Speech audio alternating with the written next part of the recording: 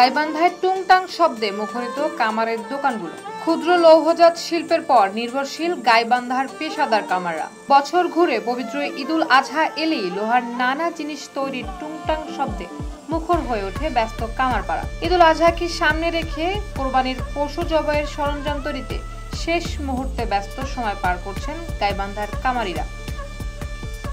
সরেজমিনে দেখা যায় কামারের দোকানগুলোতে কেউ আসছেন পুরনো ছুরি কাঁচিতে শান দিতে, কেউ আসছেন নতুন কাজের অর্ডার নিয়ে। ঈদ সামনে রেখে পশু কোরবানির বড় ছুরি, ছোট ছুরি, চাপাতি, বটির চাহিদা বাড়ছে।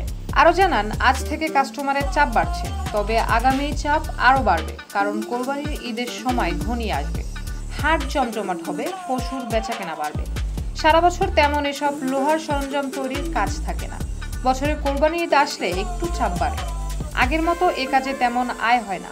বাবা দাদারা এ কাজ শিখিয়ে গেছেন, তাদের পেশা ধরে রেখেছি, এখন অন্য কোনো পেশায় যেতে পারছি না। ক্রেতারা বলেন, কোরবানির গরুর মাংস কাটার জন্য নতুন চাপাতি কিনতে এসেছি, তৈরি করা তেমন ভালো চাপাতি পাচ্ছি না, তাই 1 কেজি ওজনে ইস্পাত কিনে নতুন চাপাতি বানাতে দিলাম। এবছর চাপাতির দাম অনেক বেশি মনে হচ্ছে।